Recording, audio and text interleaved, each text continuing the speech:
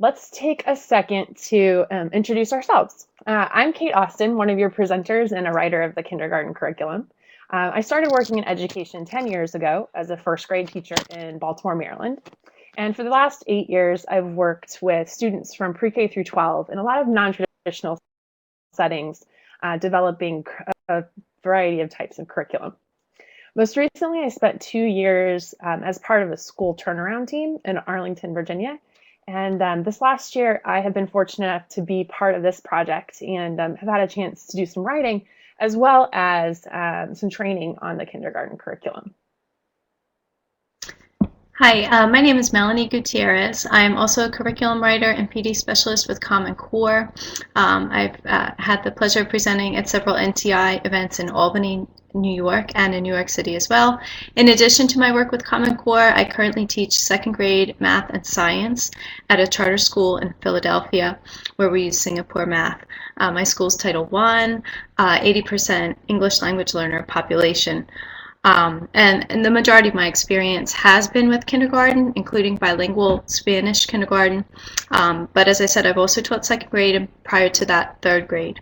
I also do some work with independent consulting, independently supporting schools with their implementation of Singapore math, and I have a total of 10 years in education.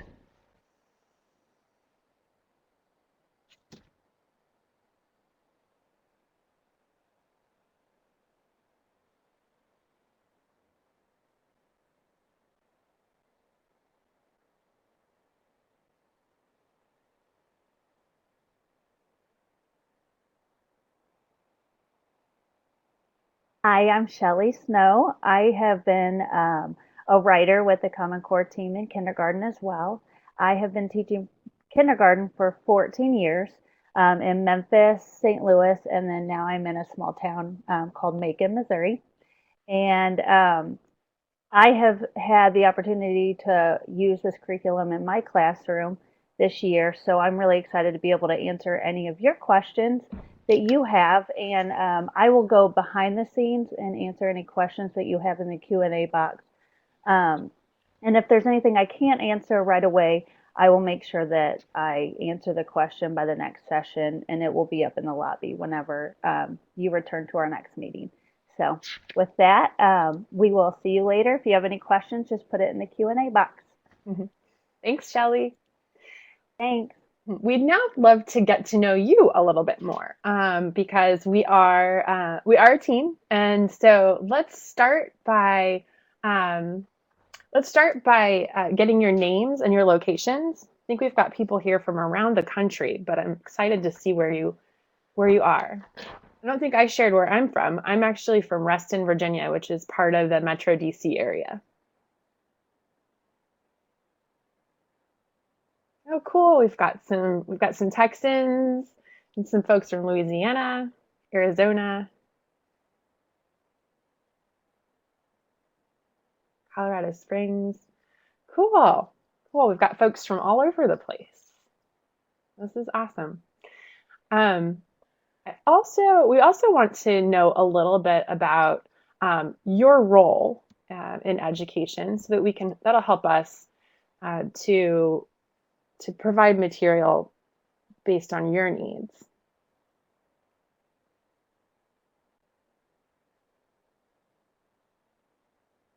Looks like we've got a lot of coaches and trainers here. Cool.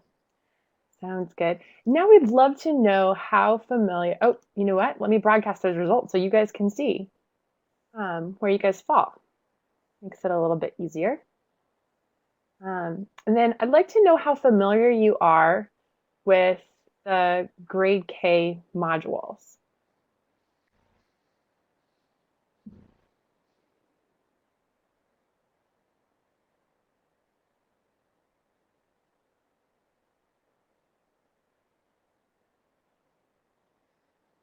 Okay, sounds good.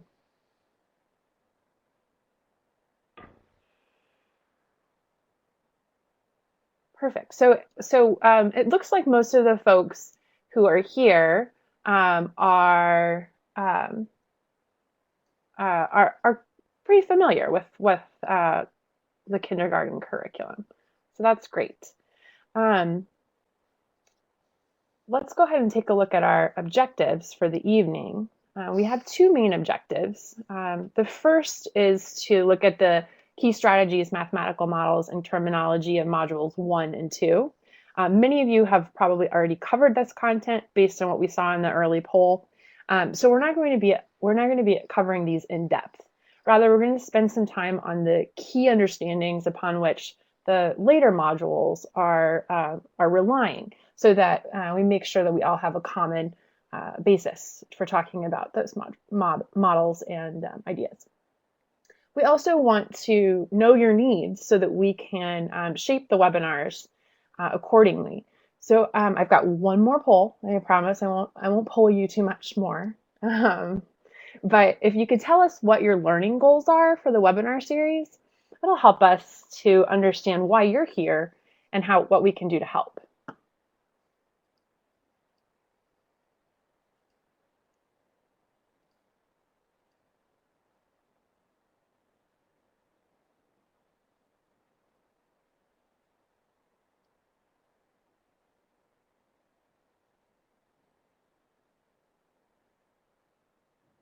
Supporting teachers. Yeah, it looks like a lot of you have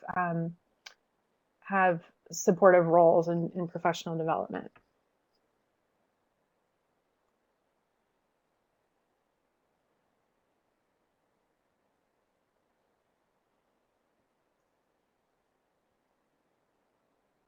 Support teachers and train new teachers next year. I got to see the grade 1 webinar last night, and there were also a lot of people there who were preparing for next year as well. I love it that people are able to start thinking ahead. Okay, so we're helping teacher. I see a lot of support goals. Great. I'm gonna leave this down here for just I'll leave this. Oops. Leave it for a second. Leave this down here while we move into the next session, just in case anyone's still typing. So let's go ahead and begin with a quick curriculum overview to make sure that we're all on the same page. This is the curriculum map for A Story of Units, which covers grades pre-K through 5. You can see the sequence of modules for each grade here. Tonight we are going to be focusing on M1 and M2, Module 1 and Module 2, in the kindergarten curriculum. And then in subsequent sessions, we're going to be taking a look at modules 3, 4, 5, and 6 in depth.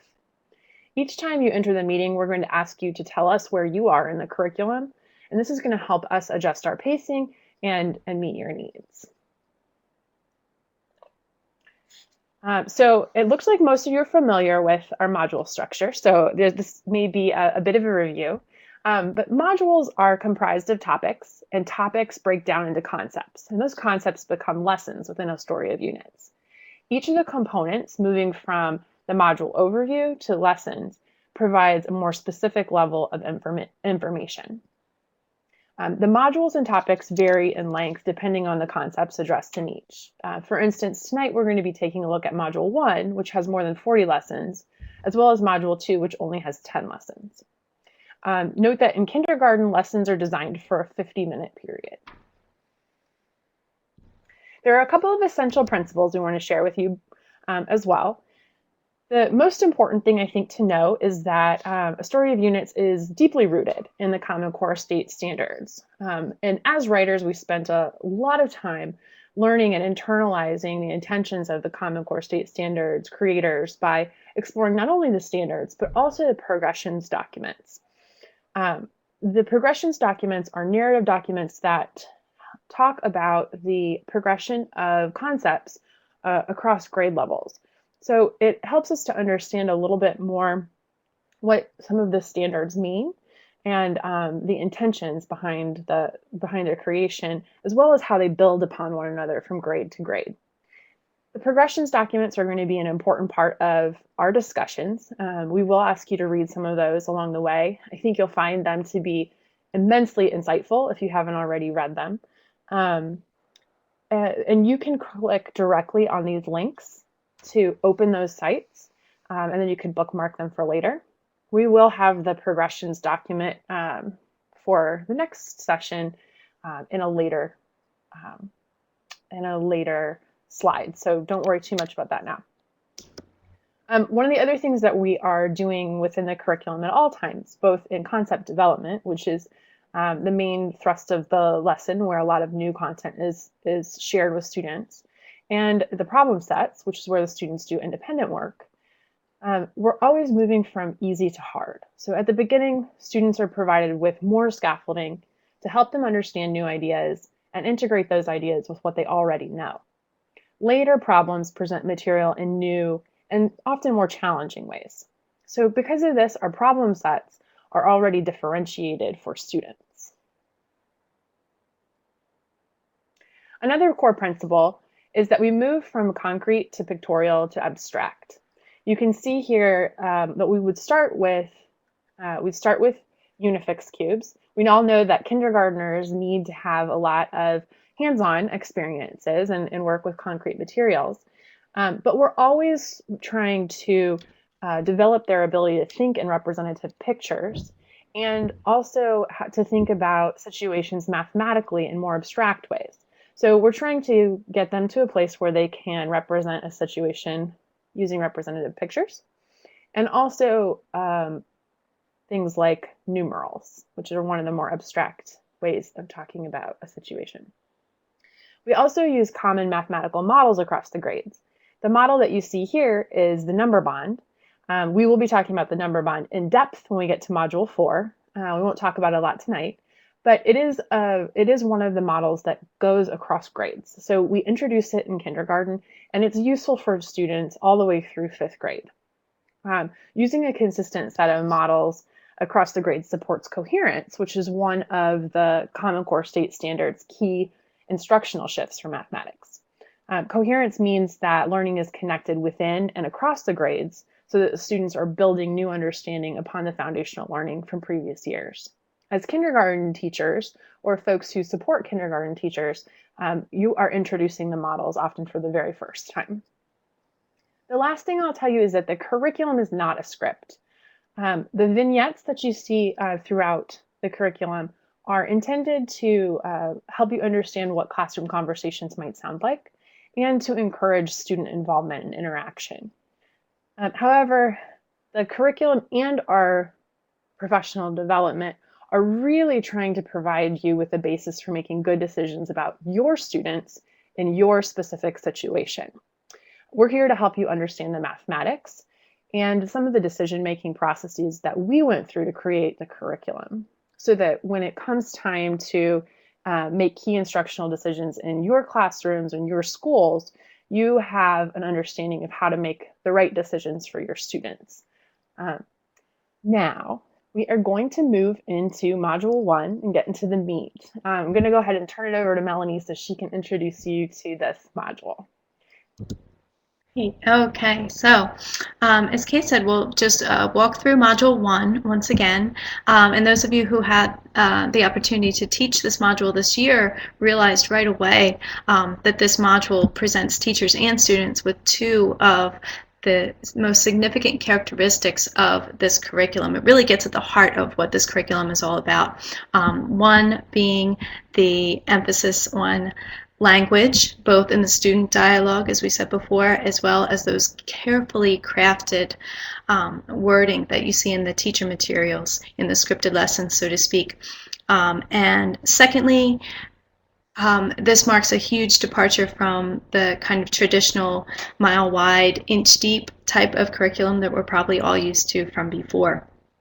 And so sometimes, parents may not initially appreciate the rigor of this program. You may hear parents say things like, my child can count to 100, so why are we spending so much time with counting fingers to 5?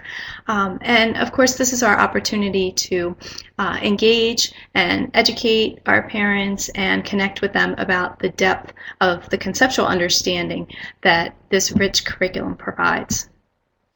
So we will go through the instructional focus of Module 1 topic by topic and examine and practice the use of mathematical models as they appear in a story of units. And in Module 1, kindergarten students are introduced to, as Kate said before, models that they're going to see all throughout their elementary math career.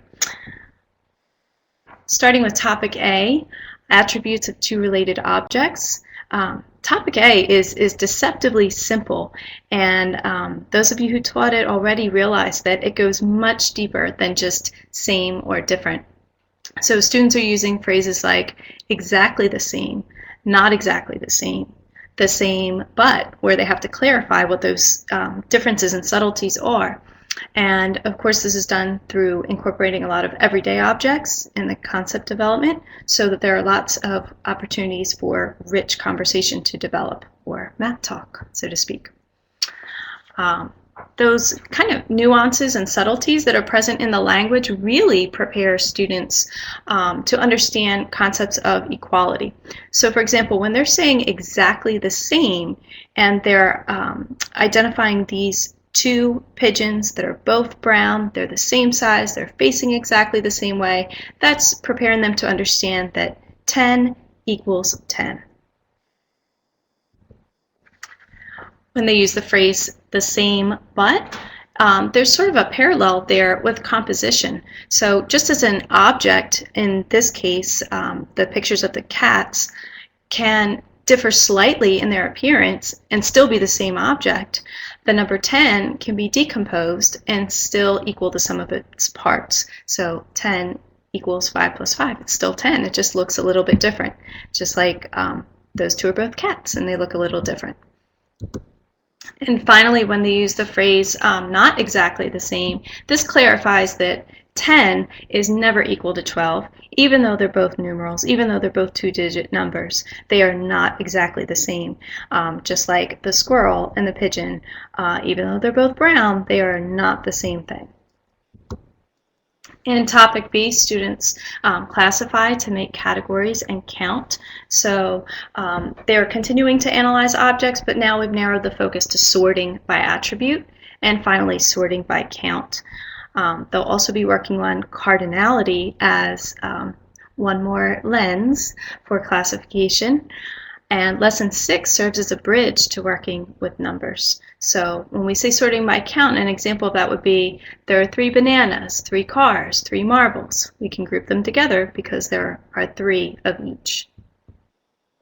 In topic C, students work with numerals to 5 in different configurations, math drawings, and expressions. The configurations they work with are linear, array, scattered, circular. They'll use math drawings, and they'll use expressions solely as a way to record decomposition. And here are the configurations, the linear configuration. And once again, it's important that they spend a lot of time working with horizontal and vertical configurations. With the linear count, we're teaching students to organize objects by lining them up first so that they can count accurately and precisely. With the array configuration, this is really kind of leading students to more efficient methods of counting. So it's possible there in the array of 4 that they might already recognize that there's 2, and so they could just count on from 2, or whatever number they're seeing in the array. Might facilitate just a more efficient way of counting. It helps them locate embedded numbers. In this case, I see 4 as 2 2s, and it foreshadows repeated addition, multiplication, and the area model. With the scattered configuration, students are challenged to strategize their counting through a really disorganized group of objects without having the ability of lining them up first. Similarly, with the circular configurations, there's a little slight layer of complexity. As we said before, we're always moving from simple to complex. So now it's just a little bit harder because there's a possibility of counting one object more than once, kind of going round and round the circle. And when the students use math drawings and expressions in this topic, it propels them further along that concrete, pictorial, abstract continuum of learning. So first, students will model decomposition with the cubes concretely, then pictorially by coloring squares that represent cubes, and finally abstractly by recording the decomposition as an expression. And using expressions this early in the school year in no way implies that students are being taught addition. It's simply just another way of recording the decomposition of the number. In topic D, students work with the concept of 0, and they continue their work with numbers, this time from 0 to 5. So students learn that there's a special math word for nothing, or they have a way to describe and quantify nothing or the absence of. They learn that there's a number for it, it's 0. They continue their work with embedded numbers and counting in varied configurations, decomposition, this time also with equations. And we have chosen to use equations 2 plus 1 equals 3, and also 3 equals 2 plus 1, because 2 plus 1 equals 3 is a little more indicative of composition, whereas 3 equals 2 plus 1 is indicative of decomposition. So what we're trying to show there is that the equal sign is sort of like a balance. So there has to be the same thing on both sides, or the same quantity on both sides, rather than seeing the equal sign as a punctuation mark at the end of the number sentence that tells you where to put the answer. Topic D is also where they will learn to write their numerals. Topic E, they will extend their work with numbers to quantities 6 through 8, once again working in different configurations. Similarly with topic F, but now working with numbers 9 through 10, so this is just a very incremental movement every step of the way. Topic G, there's a pretty big change. They're working with the concept of one more with numbers 0 to 10. And these lessons are more about order and seeing the pattern of one larger rather than comparison. And so for that reason, we have chosen the language very carefully to say 1, 1 more is 2, 2, 1 more is 3, 3, 1 more is 4, etc., rather than saying more than, or saying one more than. And that's where that really gets tricky for kindergarten students, because when they hear things like 1 more than 2 is 3, or 3 is 1 more than 2, then we have them moving up and down the number line in all sorts of strange ways. So it's not about comparison, it's just simply getting them to see the pattern of one larger. Similarly with topic H, they're working with the pattern of one less with numbers starting with 10, moving back down to 0. And so there they're saying 10, 1 less is 9, 9, 1 less is 8, 8, 1 less is 7, rather than saying less than. In this module, they are introduced to lots of mathematical models that they're going to see for quite a while in their elementary schooling in math. The first of which is counting the math way. So just kind of a quick little refresher there. Counting the math way is just this. It's that way of counting where for the teacher it means starting on the right pinky so that the students see it from left to right. Students, on the other hand, would be starting from their left pinky so that when they're looking at their hands they see it from left to right. So it's this way of counting. 1, 2, 3, 4, 5, 6, 7, 8, 9, 10. And what that's doing there is allowing students to see the number line progressing across their hands from left to right in a continuous line. So there's no break in the number line.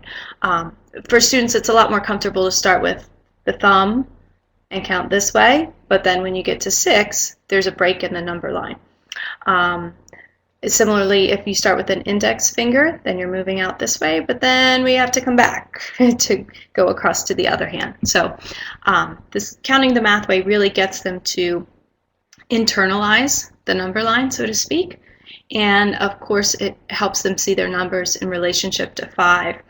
And kindergarten students don't inherently recognize that each hand is composed of 5 fingers for a total of 10. So this is something that they have to be taught. They have to be conditioned to see or to recognize.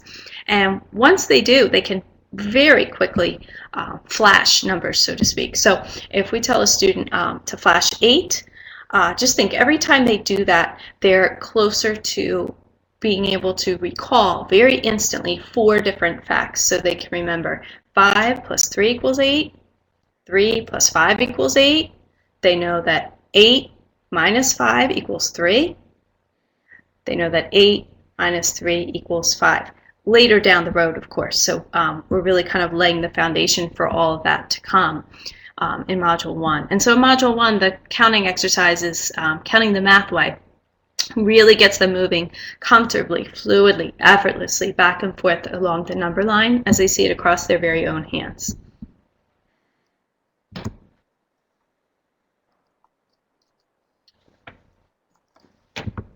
The next model I would like to talk about is the Rec and Rec. Let me just ask a question real quick. The Rec and Rec is one of my favorite tools, that's for sure. But sometimes I hear people say, what the heck is a Rec and Rec? So if that's you, would you please just put the number 1 in the chat box if you're saying, what the heck is a Rec and Rec? And if you already know the Rec and Rec and you love the Rec and Rec, let's put a 5 in the chat box. And if you're somewhere in between, you can decide 2, 3, 4, somewhere along that range. So a number 1 through 5. Oh, I see some 5s already. Yes. Mm-hmm.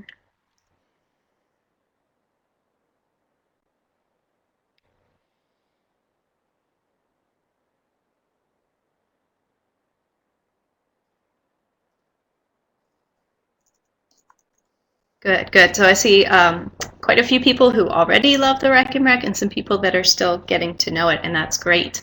The Rec and Rec is just an immensely powerful visual model of math concepts. It helps students achieve so many aspects of fluency, including recognizing relationships of numbers. It helps them gain automaticity through sophisticated counting exercises, like the ones you see in Module 1, and develop deep understanding of place value. And eventually it will help them complete operations with efficiency. Rec and Recs come in 2 different models. There's the 20 bead Rec and Rec, which is the one you see on the left, and the 100 bead Rec and Rec, the one you see on the right. The 20 Rec and Rec is the one that appears in Module 1. It goes by another name. Sometimes you'll hear Slavonic abacus. But it's important to note that it's different from other abacus type models because it's designed to emphasize 5 and 10 as anchor numbers with the color change at 5, and for the 20 Rec and Rec with its 2 horizontal rows. For the 100 Rec and Rec, each row is 10. In using the Rec and Rec, it's important for students to see numbers in both the vertical and horizontal orientation. So here are 2 pictures, each showing the number 7. One shows 7 as 5 red and 2 white beads across the top row. The other shows 7 as 5 on the top and 2 on the bottom, just like we see in 5 groups or 10 frames. And of course, that also echoes the work that they do with their hands, right? Seeing 7 as 5 and 2. Let me just go ahead real quick. Let's take a look at 5 groups and 10 frames. I know a lot of educators are familiar with 10 frames and possibly now familiar with 5 groups from A Story of Units. Could you just put in the chat box if you have used 5 groups, 10 frames, or neither of the 2? So that's 5 groups, 10 frames, or neither.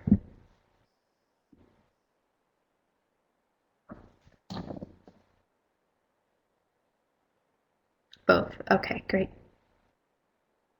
Good. I see lots of both. Super. Okay, so whether you're using 5 groups or 10 frames, both of those models are deeply connected to the work students do with their hands, with counting on their fingers, the math way, or any way, since we all have 5 fingers on one hand. So this helps them continue to see numbers in relationship to 5 and numbers 6 through 10 as 5 and some more. So that's that 5 plus n pattern that you see in the progressions documents. But now it's at the pictorial level. And so it's crucial that students get accustomed to working with the 5 groups in vertical and horizontal orientations once again. Let's take a closer look at what the difference is between 5 groups and 10 frames. Let me grab this pointer tool here. Okay, so at first the difference is kind of subtle, but if we look here at the 5 group, if you look at the distance between the row of 5 on top and the 2 on the bottom, the distance right here, that distance is a little farther apart than it is on the 10 frame. And so what that's doing is sort of isolating this group of 5 here, or separating the 5 from the rest of the numbers. So that's one really important difference. And what that does is also really focuses on the 5 plus n. So with this example of 7, the intention is for students to see it as 5 and 2, but it's always possible that they could see it as 4 and 3 with the 10 frame, because that 4 sort of looks like an array of 4.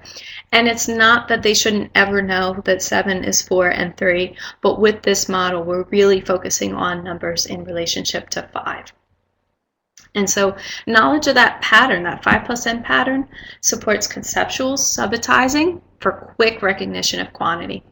And it also supports steps of more advanced methods later for adding, subtracting, multiplying, dividing. For example, 15 plus 2 equals 17, because I know that 5 plus 2 equals 7, for example. The next model we'll talk about is number towers. Could you respond in the chat box if you are familiar with number towers, or if you've, let me show a picture. There it is. So these are number towers, linking cubes. Just if you've ever used the linking cubes in this way, or you've used number towers with your students.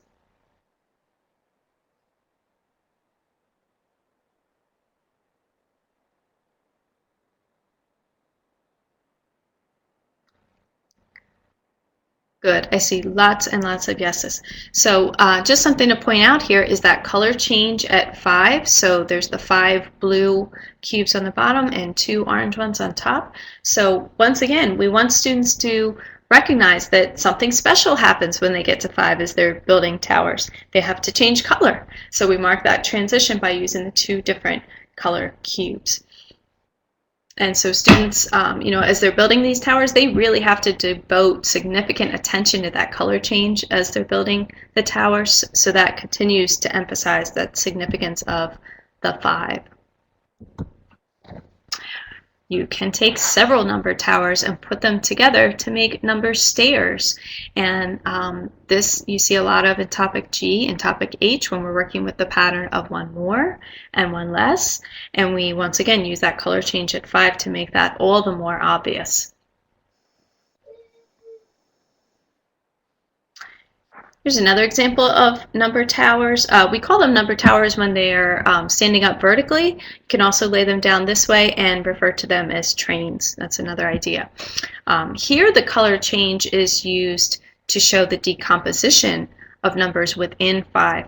And so that's going to help students attain their required fluency goal of adding and subtracting within 5. That's standard K085.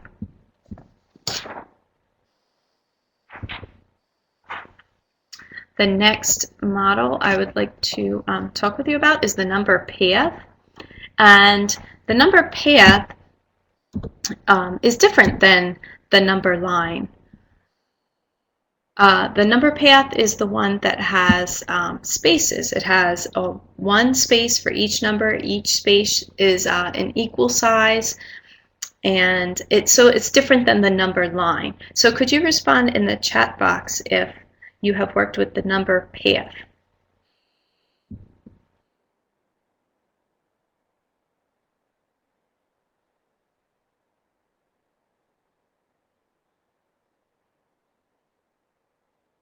Okay, so the number path, as you see, this student working with sort of an interpretation of a number path. This is one of my former students.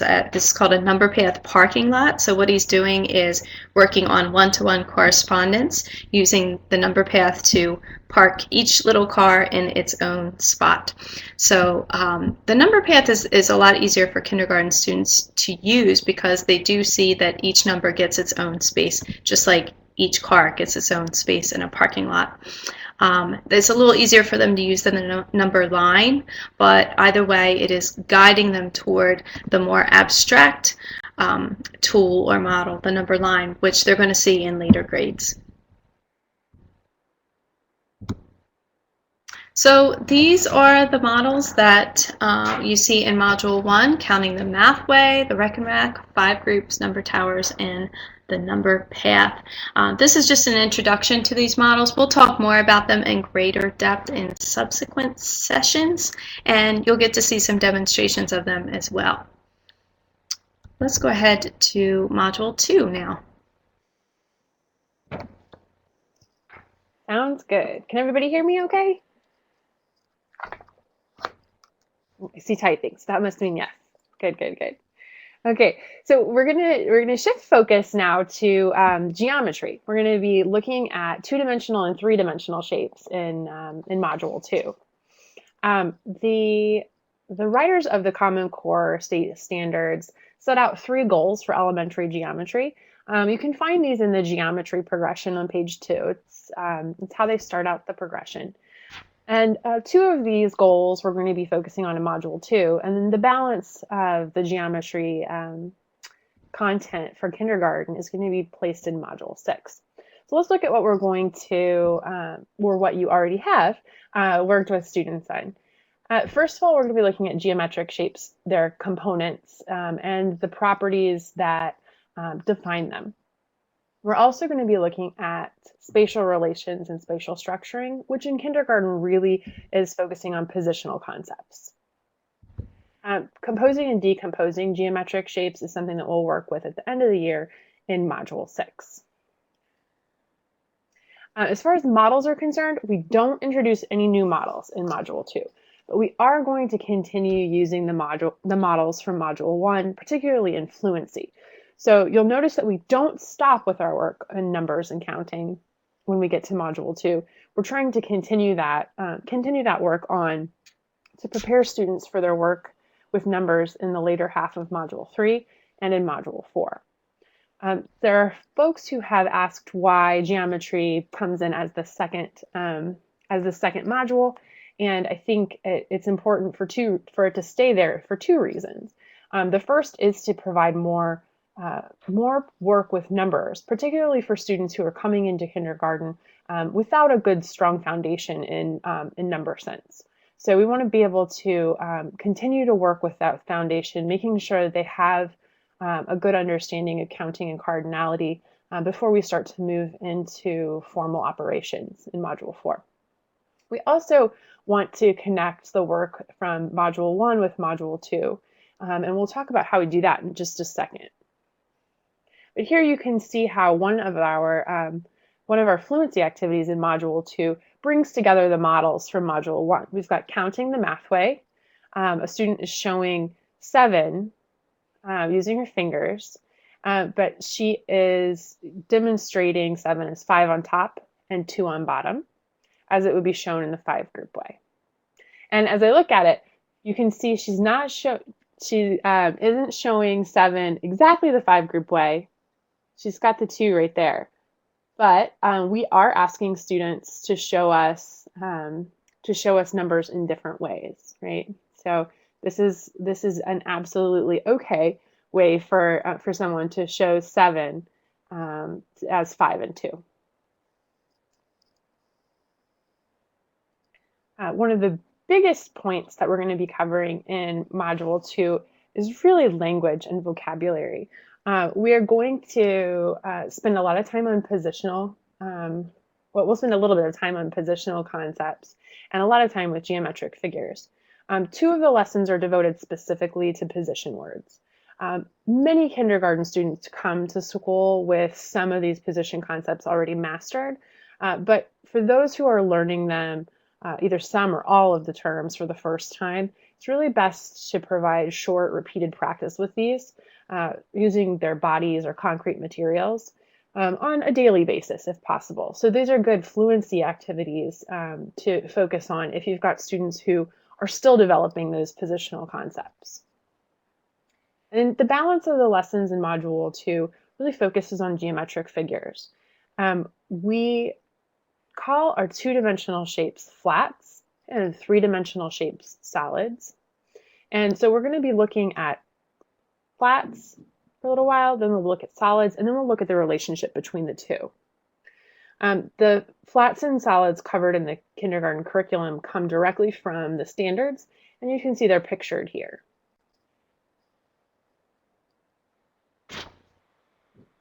Okay, one of the reasons that I mentioned earlier about geometry coming in as Module 2, coming in early in the year, is because of its connection with Module 1. In Module 1, the students spent the first 6 lessons sorting based on attributes like size, color, and number. In Module 2, we're going to refine that knowledge a little bit. We're going to start learning to attend only to the attributes that help them categorize flats and solids. By moving through a series of examples and non-examples of each of the shapes, students refine their concept image of each shape. So the concept image is how they think of the shape, visualize the shape, and understand the shape's properties as they're learning about the shape. Most of the time, students are coming into kindergarten at a visual stage, and they have sort of a predefined image of what a circle or a triangle is. Oftentimes you'll get that equilateral triangle, right? And a different kind of triangle, that's not a triangle. That doesn't look like my image of a triangle in my mind. What we're trying to do here is really help them understand the properties of a triangle. So shifting from that idea that a triangle is something that looks like a mountain, or a circle is something that looks like the sun, and moving them into an understanding of the mathematical properties of the shapes, right? So they're going to start to notice the number of sides, the number of corners, and to a smaller degree, the length and position of the sum of the sides, specifically when we're talking about rectangles and squares. Let's take a quick look at how one of these activities comes into play. I chose the hexagon because the hexagon is a little bit tricky. And so as adults, I often find people learning a little bit about the hexagon, things that they didn't know. So we would start out the conversation by taking a look at an example, right? This is a regular hexagon, and I would ask the students how to describe this shape for me. So we're really going to ask the students to start attending to the attributes of the shape before we start naming it. Right? So they're going to tell me a little bit about the sides. They'd probably tell me about the color, maybe the corners, if it reminds them of something that they've seen in real life. And then I would let them know that it's a hexagon, and that a hexagon has 6 sides and 6 corners. And we would count the corners to make sure that this actually does have 6 sides and 6 corners. Then we take a look at another example. This is blue. It is bigger than the shape that we just saw, but it still has 6 sides and 6 corners. It follows our rules for being a hexagon. So in this example, by providing these 2 examples, we are eliminating size and color as ways of identifying shapes. We'll take another look at another shape. And we see here that this shape has one continuous side. Many students are going to know this is a circle, so it's not a hexagon. But if they say, no, it's a circle, I would actually want them to start attending to this. Well, how do you know it's a circle? How do you know it's not a hexagon? Then we throw in this funky looking guy here, right? So this doesn't look anything at all like the hexagons that we've seen over here. But if we count the sides and we count the corners, we find out that it has 6. As an adult, you can be honest or not, choose in the chat box. Tell me whether you thought that this was a hexagon when you first took a look at it.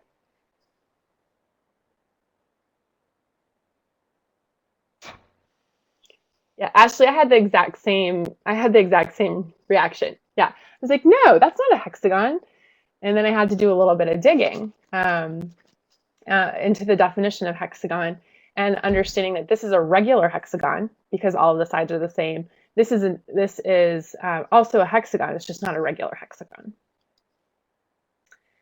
And we'll go through a couple more non-examples, some that are going to be a little bit more tricky, right? The pentagon is tricky here because there are 5 sides. And as Melanie was telling you earlier, we need the students to be able to count in a circular configuration and to be able to track their counting path to make sure they're not counting sides more than once. That starts to get tricky when I have more than 5 sides.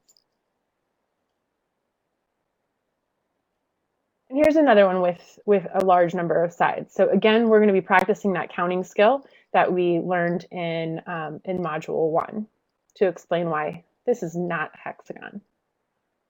Okay, here's a crazy one. What do you think? Hexagon, not a hexagon?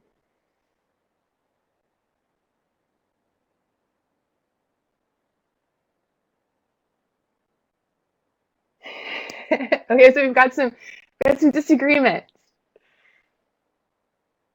So I have an admission to make, and that is there was a point right before the first time that I was going to present on this module, and I sent a message to our mathematician, and I said, okay, Ben, I know that this isn't a hexagon, but if someone asks me why it's not a hexagon, could you help me figure it out? Is it because of the convex angle?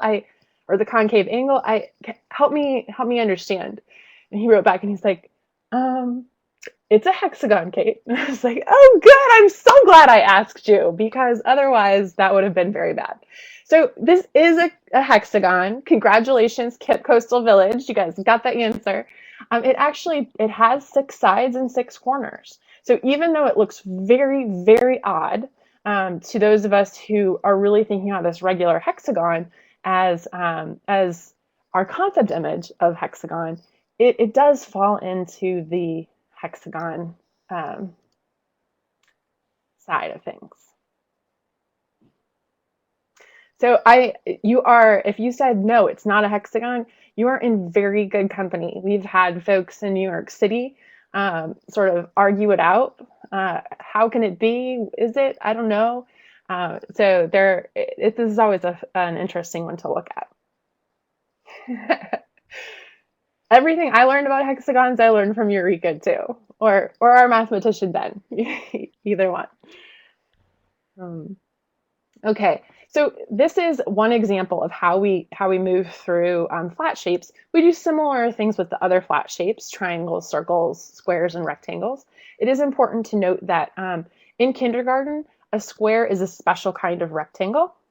We don't spend a lot of time. We don't spend a lot of time talking about the relationships between the two and the differences between the two. They'll work on that a little bit more in later grades. But they do learn that the square is a special kind of rectangle that has sides that are all the same. All right. Let's just do a quick topic by topic review.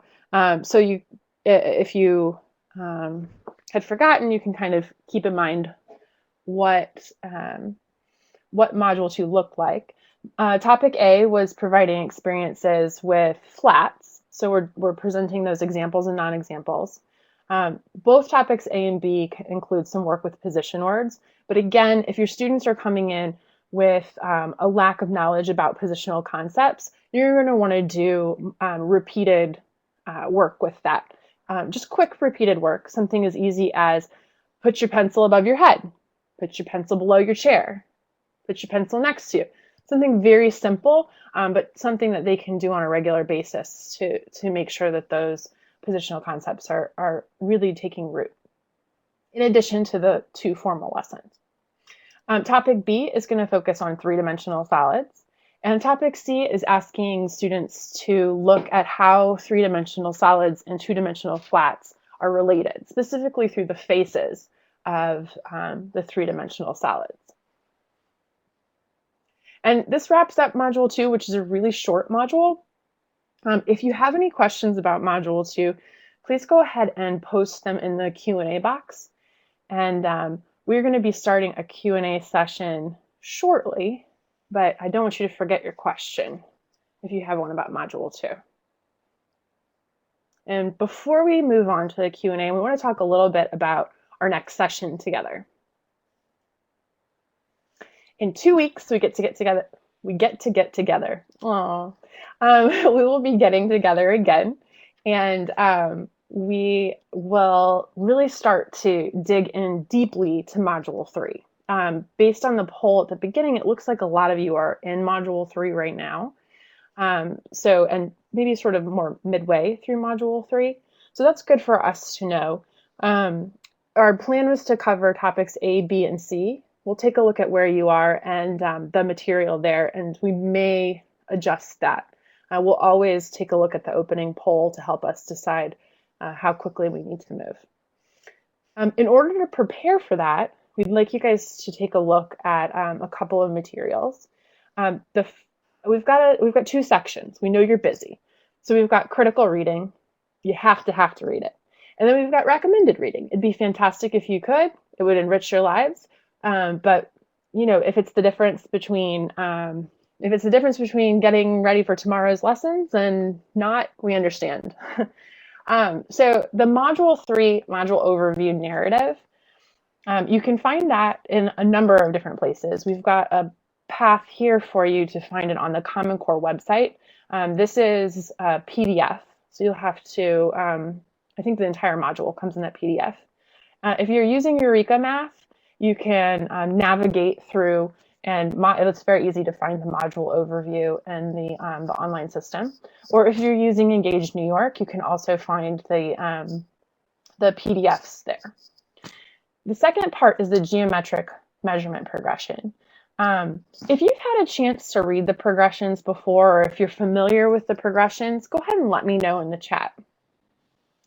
We're going to be looking at the geometric measurement progression. We'd like you to specifically read the part on kindergarten.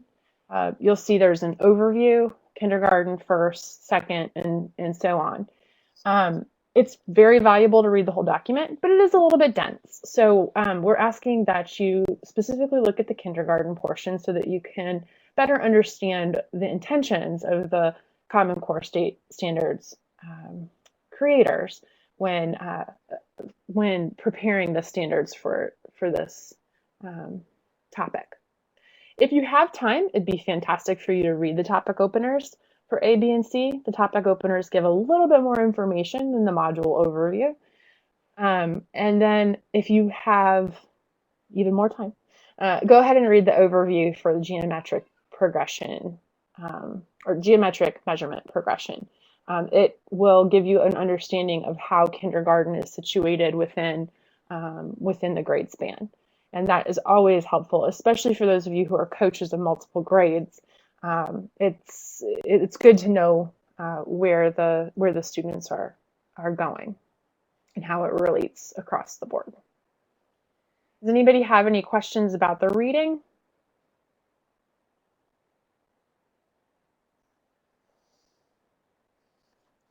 I'm not known for pop quizzes, so you know, but that's only because I like early childhood. The middle school and high school webinars, you know, they may have lots of pop quizzes. Okay, next we're going to move on to team support, and you can ask questions of us and also one another to find out some of the things that you're doing. I know we have one question already, and that I'd love for us to talk about having to do with assessments. I'd love to hear what you guys are doing with the assessments in your school, because that's something that's been a challenge across the states. Before we do that, let me just change our layout a little bit. Ooh. So we've got two last polls. to help us. We'd love some feedback from you to shape the next couple of sessions. So if you have questions about curriculum you want us to ask or to answer, go ahead and put them in the Q&A.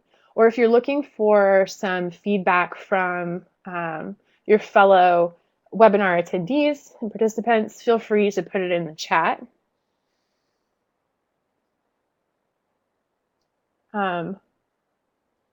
While you're doing some typing, I'll go ahead and share the question about assessment. This is a question that we've been getting quite a bit, and it's sort of, how do you do the one-on-one assessment? How do you fit it into the year, into the day? It's a lot more time consuming than a lot of folks are used to as far as assessments are concerned. And so folks are having to kind of make adjustments in a lot of different ways. And we can talk a little bit. I'd love to hear how you guys are adjusting to that. I'm finding that people are having a particularly hard time when they hit 30 or more kindergartners. Hopefully for many of you, that sounds like a ghastly number that would never happen where you are. But unfortunately, it's happening a lot across the country. So 3 days are usually given for mid-module assessment, and then another 3 days for the end of module assessment. 3 days with 30 plus kids it's challenging. One of the things that I think you can do for your teachers or for yourself if you are a teacher is to talk to the administration about the assessment, help them understand what it takes in terms of both time and resources. Okay, so if you think about when we started doing, and you all may do different reading tests, but when we started doing things like PALS and DRA, with reading, it also seemed like, oh, there's a lot here. It's taking a lot of time to do these tests. But those have sort of become a regular part of literacy instruction.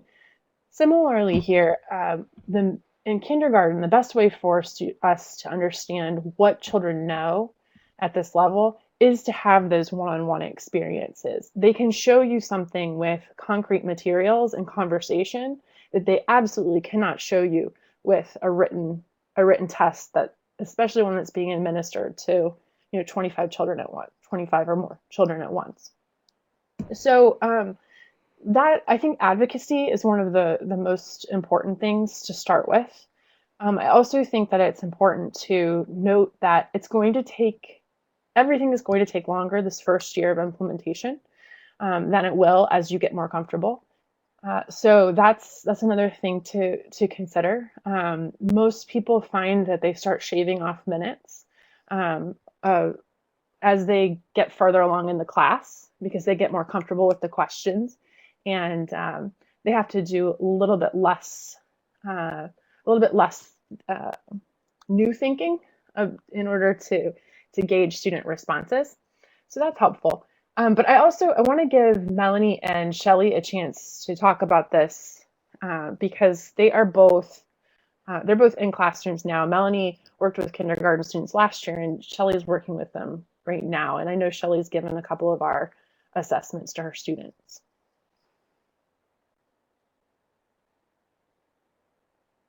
I'll just share a quick experience that I had at a previous NTI. There was a very well-intentioned teacher who decided to take the kindergarten assessments and create a written paper and pencil version. And the example she showed me was an example from the Module 2 assessment. There's the question about, can you hand me the triangles, or something to that effect. So instead, they had pictures of different shapes, and the direction was circle the triangles. And again, the person had all the best intentions in the world. They were having trouble, finding time to fit in these one-on-one assessments. But just imagine what the child is hearing when they hear circle the triangles. They're hearing circle and triangle both in the same sentence. And I work with, like I said, 80% English language learners. So you know that assessment couldn't possibly be accurate. So as tempting as that is, try to find other ways, like Kate was saying before, to fit it in. Just another real quick idea, you do have those 3 days built in typically. I hear a lot of teachers say, where are the centers? Where are the stations? When do we do that? You could possibly have, a day or two or however many you can squeeze in where the majority of the class works on stations or centers, practicing all those skills that they've been learning all year. Or if you're fortunate enough to have an assistant, maybe they can be working with a group, reteaching while you're doing the assessments. So that's another possibility to sort of fit in two things at once. I know it's tough though.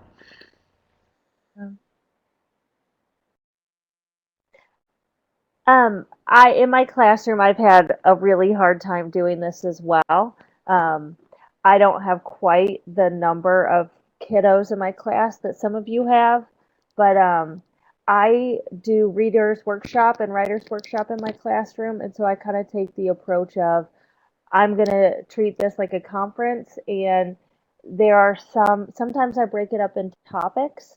I honestly don't know if that is the best approach, but I might go ahead and give all of my students the assessment on topic A, because once I get really fluent myself in giving an assessment, it seems to go really quickly. Um, and then I adjust it for my kiddos that are struggling students. So it's hard. I mean, I was listening to a presentation the other day when you've got so much going on, and the last thing you have time for is to do a one-on-one conference, and your desk is a mess, and you need to just like take 5 minutes to use the restroom. And but if you just stick with it, I think that each assessment that you do, you get better and quicker, and it's so valuable to get that one-on-one time with each kiddo, and they definitely deserve that time that you give to them. And I can honestly say this is the first year I've done this, obviously, and I have seen more growth with my students in math and just number sense. So just seeing that really does make me so excited with all the hard work that I've, done and put into this. And I don't get more than a 30-minute break during the school day at my school. And so there are literally times that I'm letting my kids go to the bathroom and I'm looking over my notes, and I wrote the program. I've been immersed in this for a long time, and I'm still every day, thinking, okay, what's this fluency activity that I'm doing? And so hang in there and just see what your kids are able to do now versus probably what they were able to do last year. It's really exciting to see.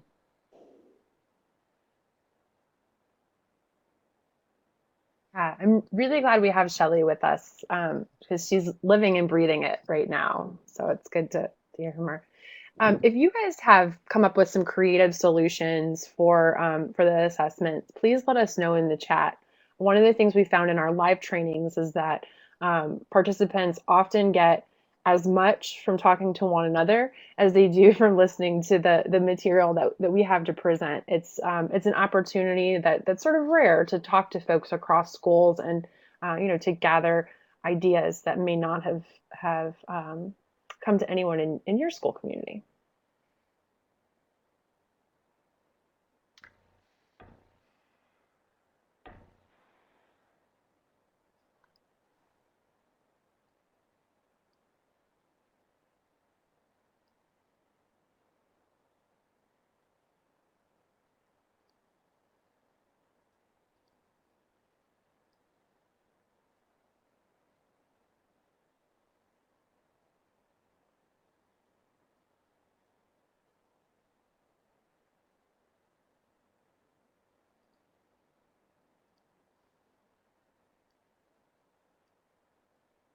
Can I address a question that is in the Q&A? I don't think anybody else can see it. Mm-mm. It Yeah, said, I'm having trouble seeing them. um, the question was, I think many of you probably have the same question. Um, Many of the teachers are having a hard time differentiating for the concept development. Is it acceptable to teach this in small groups and not whole group? So I started to answer back, but I thought I'd just tell you what I do in my room. I definitely teach small groups. Sometimes I'll um, do a fluency lesson the next day too and put them in small groups. Like right now, we're working on adding 5 in fluency. So they have 2 rows of 2 columns of cards that are flipped over, and they turn 2 over. And if they make 5, they get to keep them. If they don't, they turn them back over. It's a module 4. And so I get my kids in groups doing that while I'm working on problem sets with, from maybe the day before or that day, um, just with my struggling students and then those kiddos that are a little higher. Um, I think that is very acceptable to do that. And some days, if they're totally not getting the concept, like today I did a number bond activity, not one person in my class got it. So, that was like the best teacher moment right there that, hey, I'm doing something not right here and I need to go back and reteach this. So um, I'm putting it in my morning message for tomorrow to just go over and reteach that concept and hopefully they'll get it. Yeah. Also, just kind of another idea when you're in the concept development and you start to see maybe that top 1/3 of the class or however many students it is that they've got it, they don't need any more, they've got it. Let them go ahead and start with the problem set, and then that reduces the number of students that you have to work with then. So kind of almost like a staggered sort of a lesson. So you see that really advanced group has got it, let them go off and do their problem set while you continue to teach the students who still aren't quite there yet. Meanwhile, while that advanced group is finishing the problem set, if they finish early and they still need something else to do after that, like Shelley was saying, some of those partner fluency games, things that they already know how to do really well, let them practice that. That way it's a really meaningful use of their time, while at the same time giving you a chance to reduce the number of students you have to really focus in on.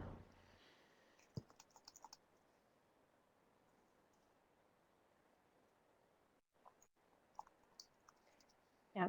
And I think that this, I like the way you phrased your question, Beth, because I think one of the really important things to note, and this was, um, I tried to hit on this a little bit with the essential question or the essential principles earlier, is that the curriculum is written to give you a good understanding of the math concepts and ways to teach the math concepts.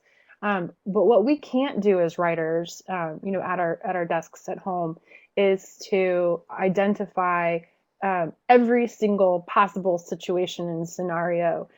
So we do as much as we can, but really, when it comes right down to it, you as the teacher or the coach can be giving can be looking at the situation that you're in, looking at the students that you have, and making appropriate instructional decisions. Therein. So I think that the answer is almost always yes. You can make the adjustments that your students need, as long as you're thinking about the intentionality of the lesson and thinking about how it fits with what's coming next. Um, I think sometimes folks get into a rush, especially during the first year, because time is tight and it takes longer to go through something when it's new for you as an educator. And so, sometimes you hear people saying, "Well, I'm going to drop the student debrief, or I'm going to drop fluency." That kind of thing would be bad because you'd be missing out on a key part of the learning for your students.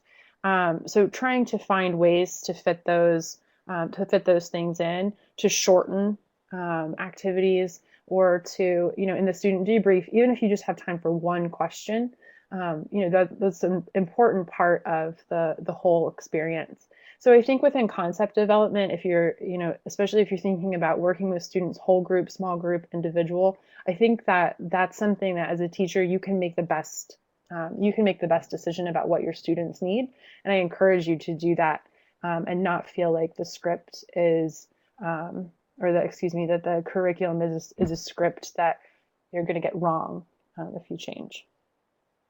And also you can sort of, when you look at the student responses within the scripts, every time you see those little arrows, I'm sure you've noticed by now, it goes from the simplest student response to the most complex student response. So think of that highest level as being the ideal.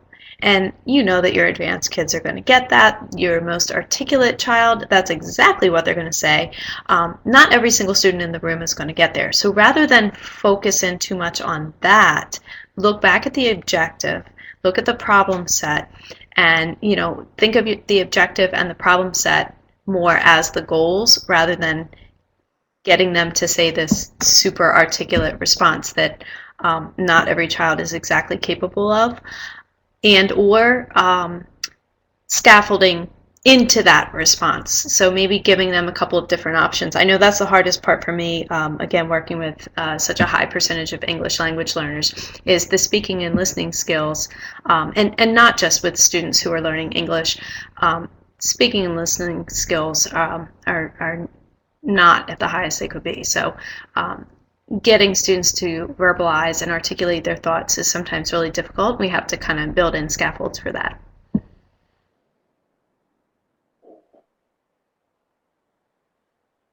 I'm having a little bit of trouble accessing the questions in the Q&A. Shelley, I'm hoping you're able to access them. There's one that says we found the rubric from KIPP Coastal Village. Can you read that one, Shelley? Or Melanie? Sorry, I had myself Hang muted. on. Yeah. Yeah, I've had two questions that talked about some teachers. Hang on, let me get up to it. Okay. It said, oh, that's the wrong one.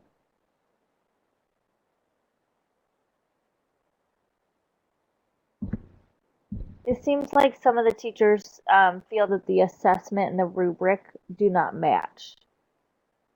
So they were asking if there was a more detailed explanation of the rubric and the assessment.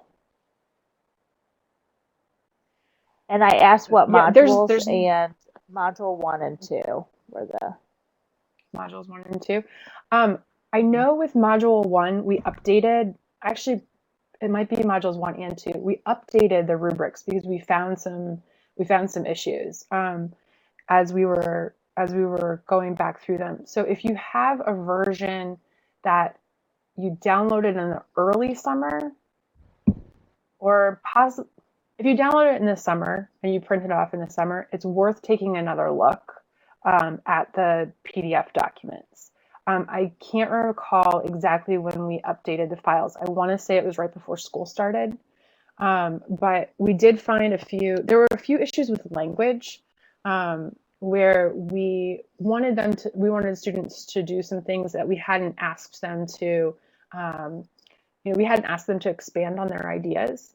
And yet the rubric was expecting them to expand on their ideas in order to reach mastery. So if you haven't had a chance to take a new look, do that. If you have had a chance and it's still not right, we would love to know about that, because we are always trying to find and correct as quickly as possible any errors that we see. So if you could give us some specifics on which questions or which topics, that would help us. One, we could address it for you here, probably next week. And then 2, we can change it so that it's not causing confusion for anyone else. we actually do have we have an email address for this group, and because we are all busy with lots of other things, we won't be able to monitor it regularly to answer questions. But if you send questions to the email address, we'll be able to address those questions in the next session. And this is the kind of thing that we could definitely try to address. Oh, there you go, Shelley. Thanks for putting that up there.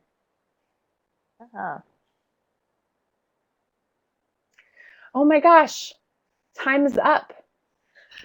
And it's 8:18 already. I got so excited. I just lost track of time.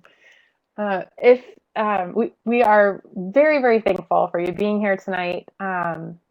We are looking forward to seeing you again in 2 weeks.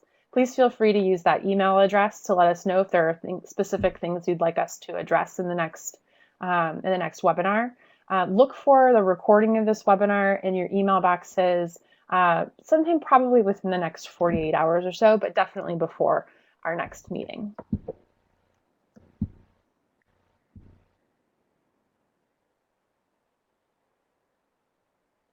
Great. We'll see you next time. Take care.